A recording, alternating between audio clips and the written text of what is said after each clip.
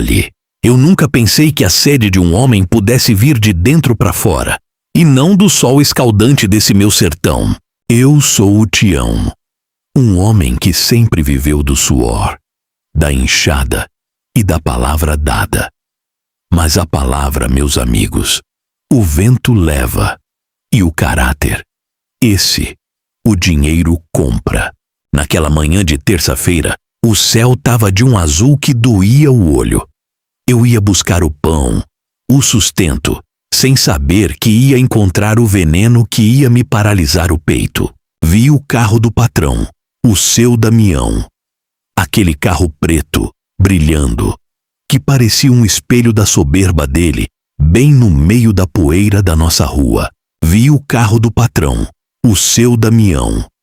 Aquele carro preto, brilhando, que parecia um espelho da soberba dele, bem no meio da poeira da nossa rua. Eu me aproximei devagar. Meus pés pesavam, como se eu tivesse carregando uma saca de cimento em cada perna. O suor frio desceu pela nuca, mesmo no calor de 30 graus. Quando eu cheguei perto o suficiente, o vidro baixou. E o que eu vi ali dentro?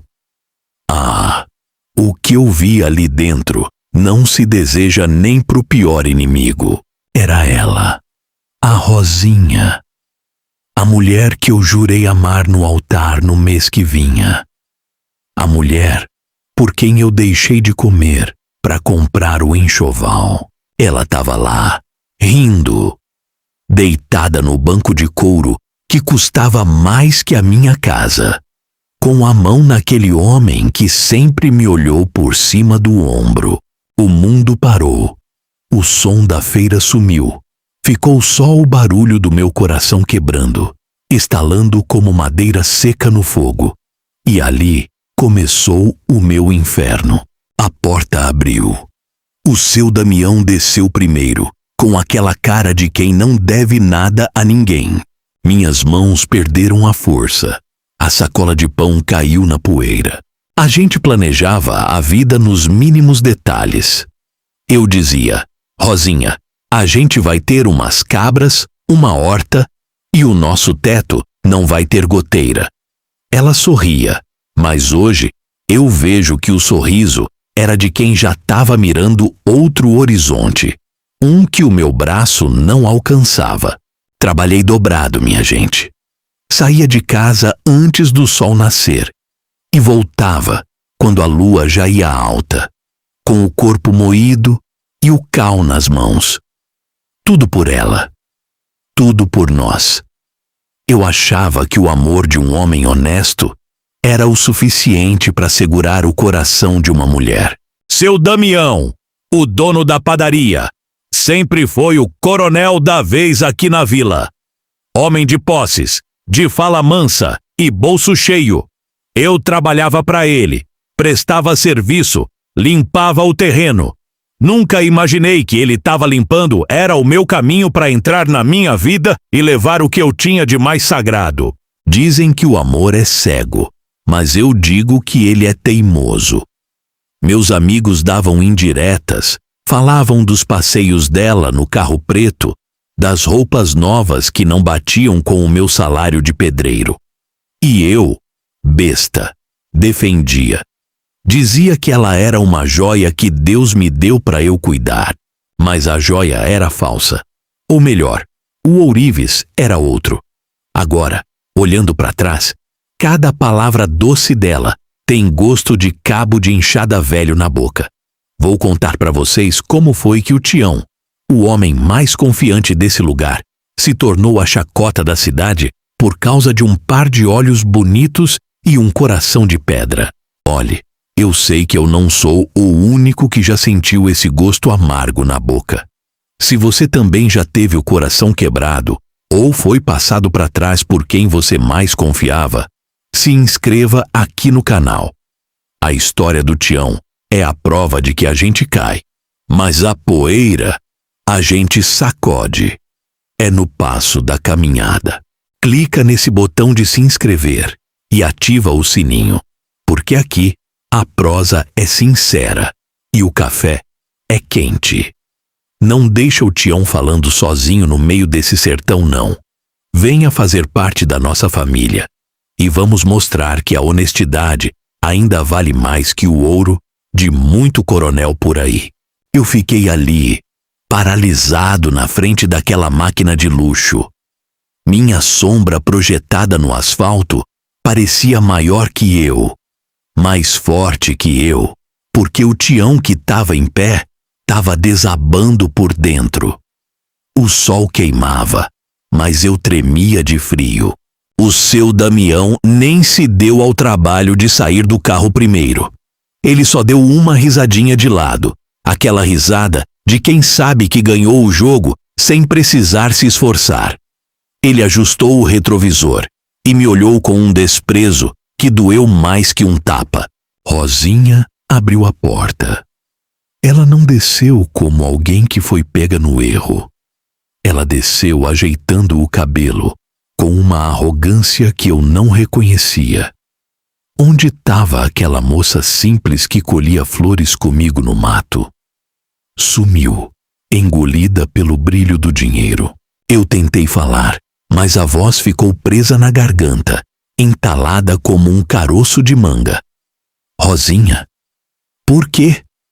Foi tudo o que eu consegui expelir. E a resposta dela veio como uma chicotada nas costas de um burro de carga. Por que, Tião? Olhe para você, ela disse, apontando para as minhas mãos sujas de cal e para as minhas botas gastas.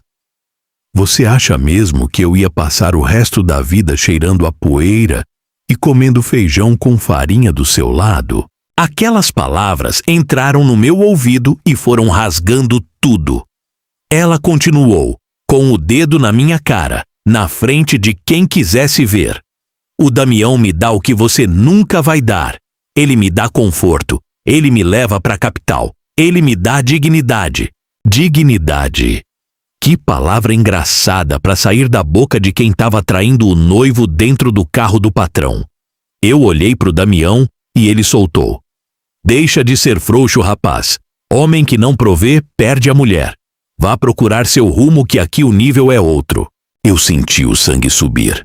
Minhas mãos fecharam sozinhas. Por um segundo, eu pensei em quebrar aquele vidro, em tirar aquele homem de lá. Mas eu olhei para Rosinha e vi que ela estava esperando por isso, para me chamar de bicho, de ignorante. Eu respirei fundo. O cheiro de couro do carro se misturava com o perfume caro que ele comprou para ela. Um perfume que eu nunca teria condições de pagar, nem com 3 anos de colheita. Eu era um nada ali, um detalhe na paisagem rica deles. As pessoas começaram a parar. O burburinho cresceu. Olha lá o Tião, o corno da padaria. Eu ouvi alguém cochichar. A vergonha é um peso que a gente carrega nas costas. E parece que o mundo todo tá apontando o dedo pra gente ao mesmo tempo. Ela deu as costas, entrou no carro de novo e bateu a porta com força. O barulho ecoou na rua vazia da minha alma. O seu Damião arrancou, levantando uma nuvem de poeira que me cegou por uns instantes. Ele fez questão de acelerar fundo, só para mostrar o motor. Fiquei ali, sozinho, com o gosto da terra na boca e o vazio no peito. O pão que eu ia comprar já não importava mais. Eu não tinha mais fome de nada, só uma vontade imensa de sumir dali e nunca mais precisar olhar para aquele sol. Eu não sei como minhas pernas me levaram de volta. O caminho que eu fazia todo dia, assobiando e pensando no futuro, virou uma trilha de espinhos. Cada passo que eu dava na terra batida, parecia que eu estava enterrando um pedaço da minha alegria. Passei pela venda do seu Zé. Os caboclos que estavam lá fora, encostados no balcão, pararam a conversa na hora. Eu sentia os olhos deles nas minhas costas, queimando mais que o sol. O silêncio deles gritava: lá vai o homem que perdeu para o dinheiro. Minha camisa polo preta e vermelha, que eu tinha comprado para usar no nosso noivado, agora estava pregada no meu corpo pelo suor do nervoso.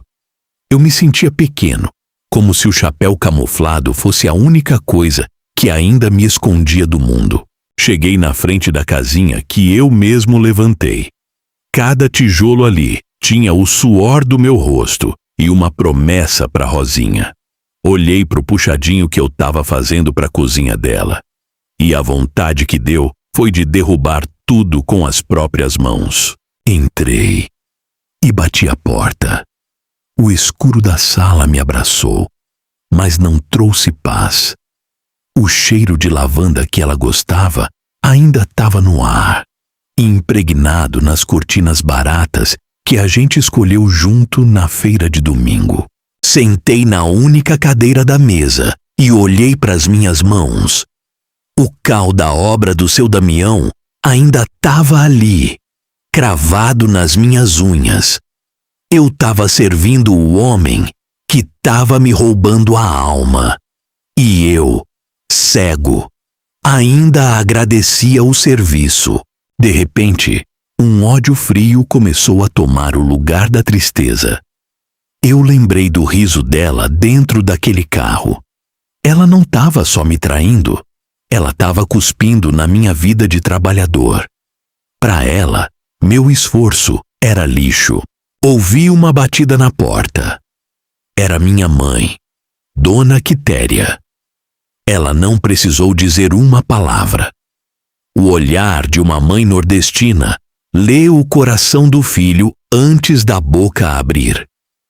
Ela veio com um copo d'água e aquele silêncio que só quem ama de verdade sabe dar. Tião, meu filho. O que é do homem, o bicho não come. Ela disse baixinho.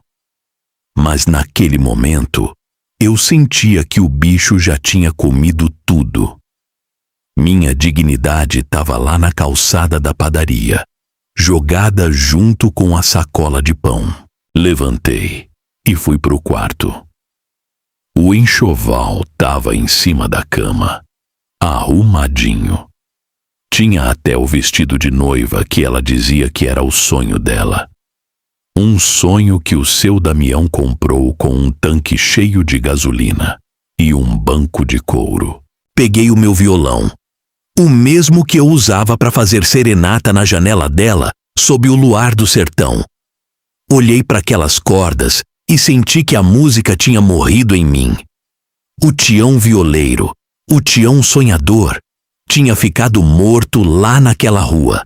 Me deitei no chão frio, porque a cama era macia demais para a dor que eu estava sentindo.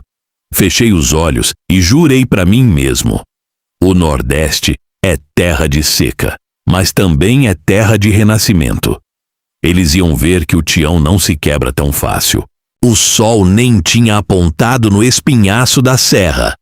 E eu já estava de pé.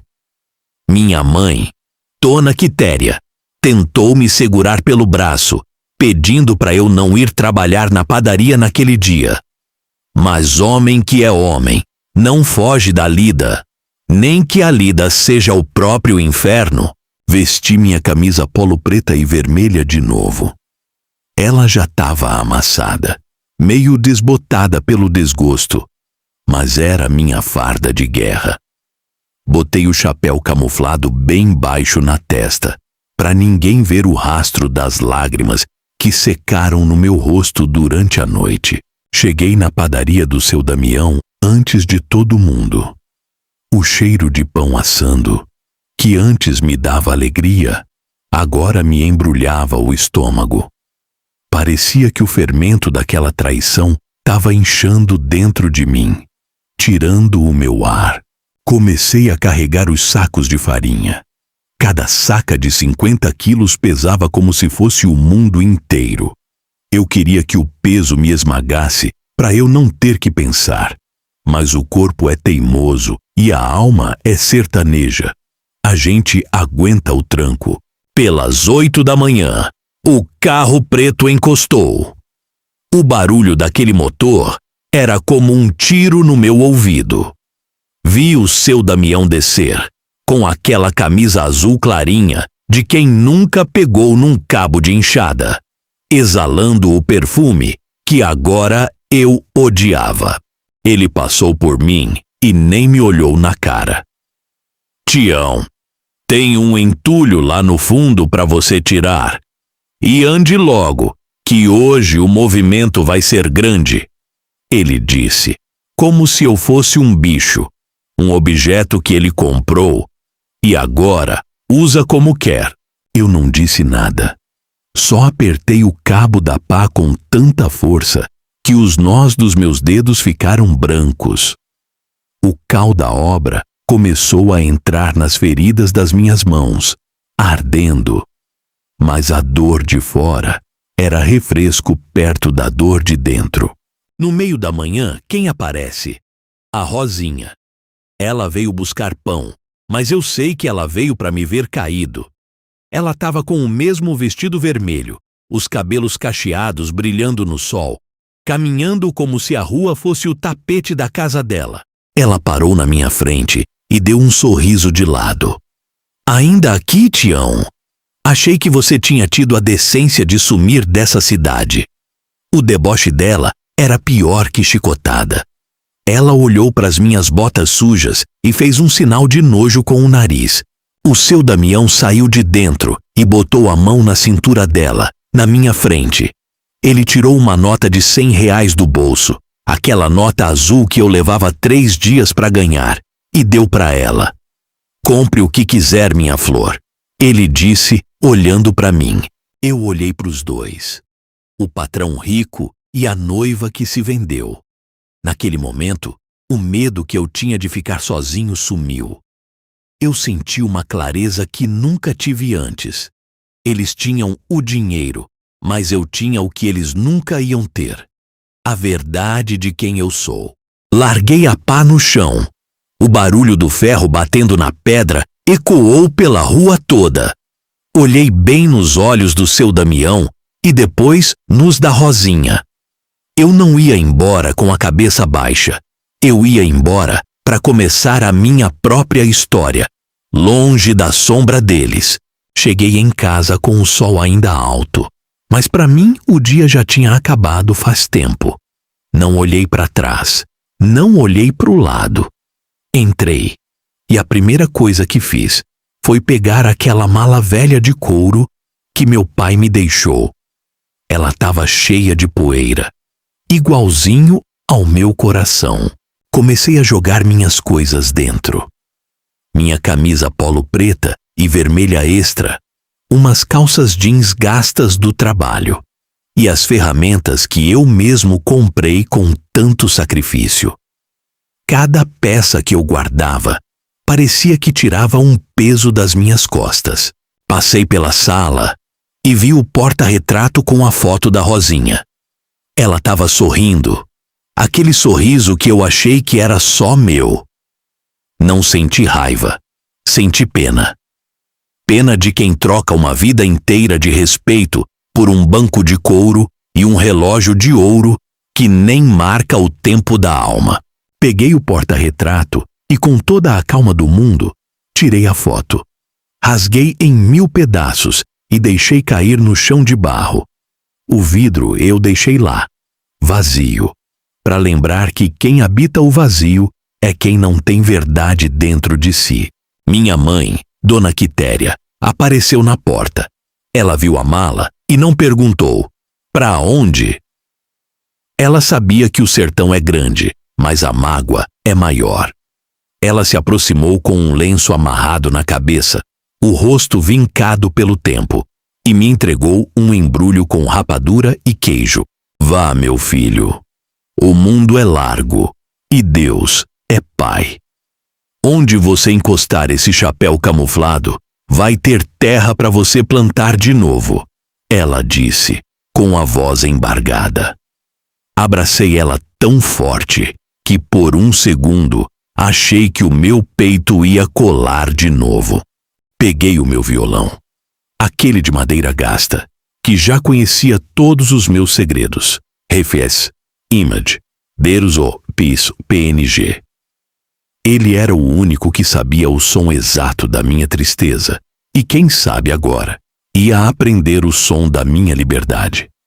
Amarrei ele nas costas, junto com a mala. Saí de casa sem olhar pro puxadinho inacabado.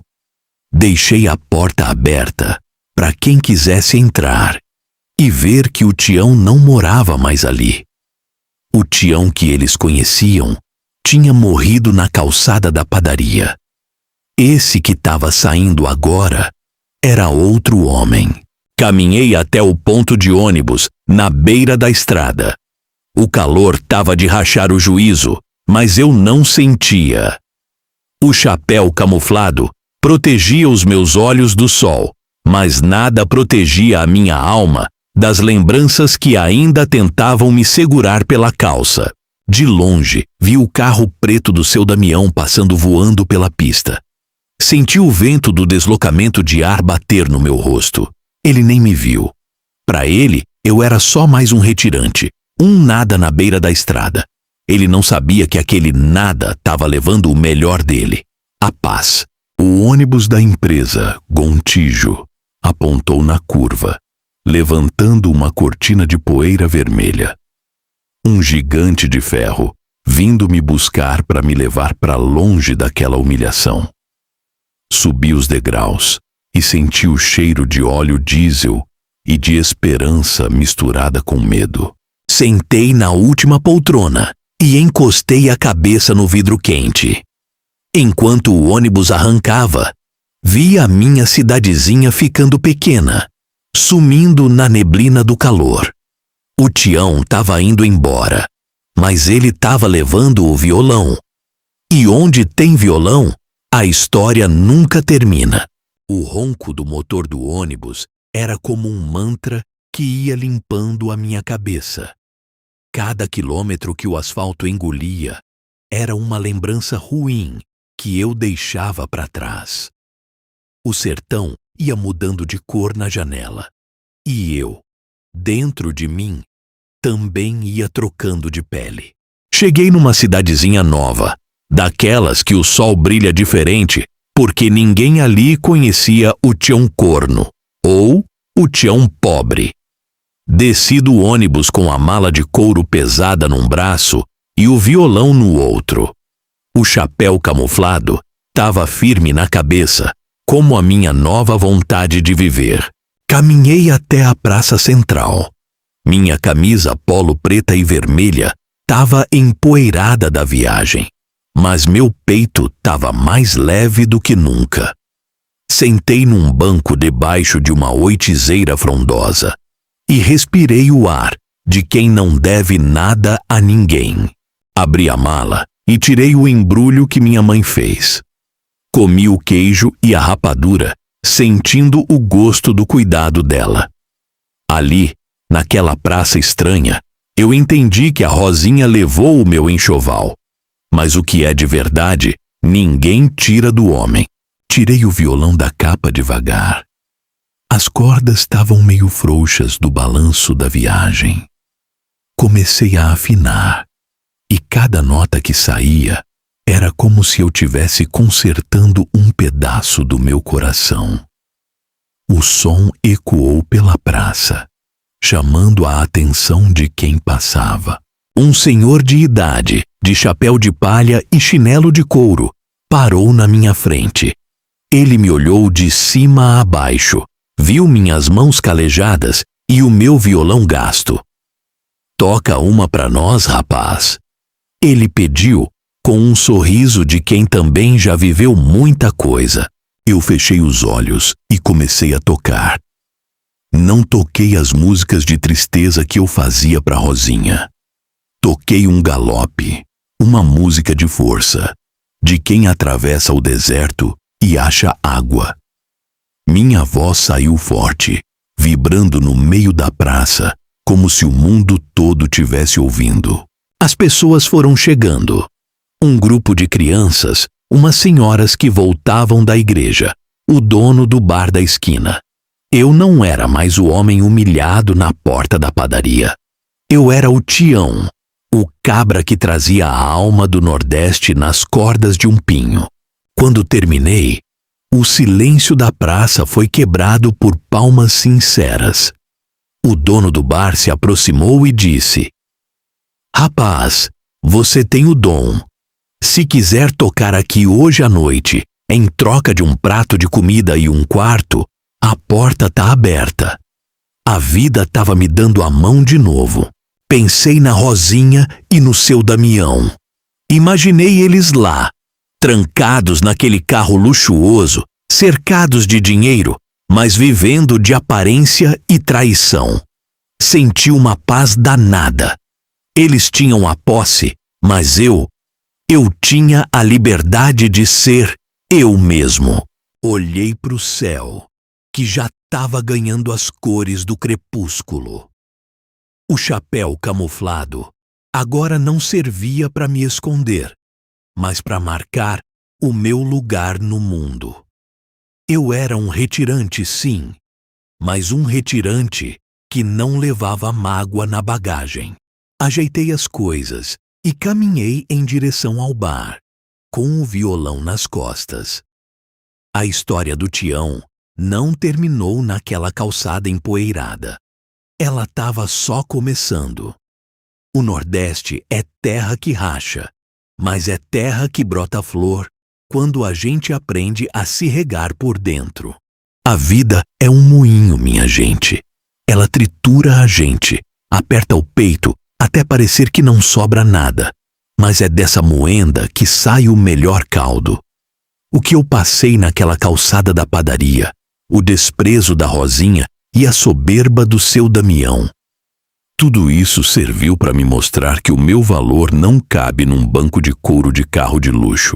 Eu deixei de ser o Tião que vivia pelo sonho dos outros para ser o Tião que entende que a maior riqueza é a paz de deitar a cabeça num travesseiro com a consciência limpa. Dói? Ah, ainda tem dia que o coração dá aquele estalo de madeira seca no fogo. Mas eu lavo o rosto, boto o meu chapéu camuflado e lembro que quem perdeu não fui eu. Eu perdi uma mentira que eu chamava de amor, mas eles perderam a chance de conhecer um homem de verdade. O Nordeste me ensinou que a seca castiga, mas a raiz que é profunda sempre acha um jeito de beber água e dar flor de novo.